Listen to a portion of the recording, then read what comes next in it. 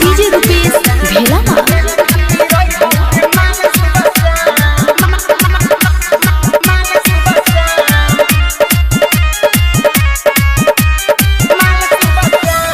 गजब के माले बारू हिरोनी के चाल बा देखी के पीगर सबे बेहाल बा। अच्छा साचो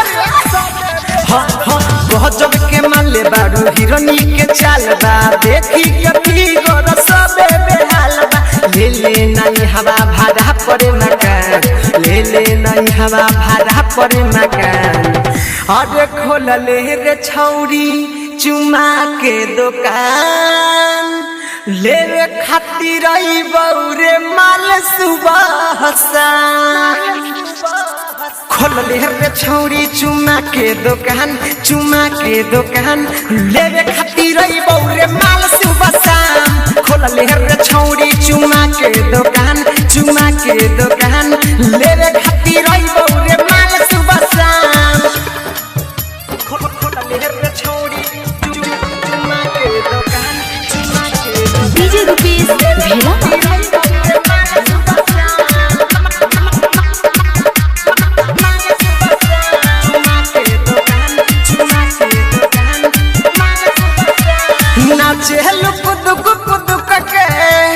डोले लत रहे दलाई लागो तया करबू बरतिया गजुआ में फाइट, बरतिया गजुआ में फाइट नाचे कुदुक कुदुक के डोले लत रहे दलाई लागो तया करबू बरतिया गजुआ में फाइट।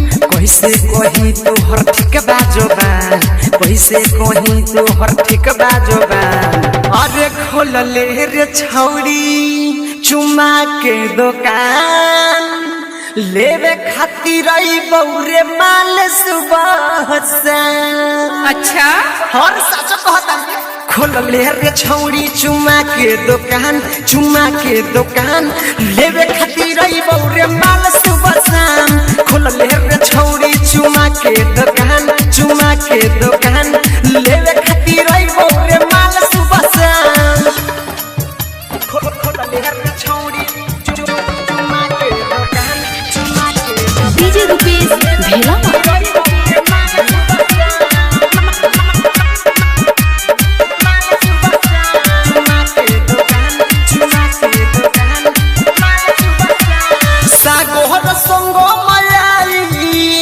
तुहरा के चिखना चिखाई रूपेश संजीत के माइनस प्लस सटाई।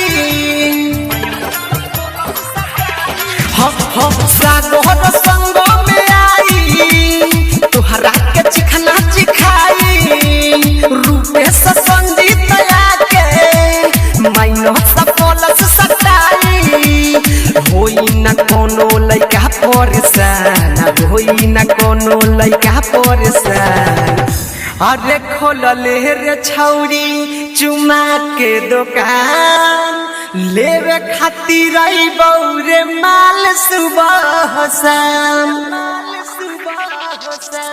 खोल ले रे छौरी चुमा के दुकान, चुमा के दुकान लेवे खातिर बौरे माल सुबह शाम। खोल ले रे छौरी चुमा के दुकान, चुमा के दुकान लेवे खातिर बौरे माल सुबह शाम। लक्ष्मी रिकॉर्डिंग स्टूडियो पिपरा।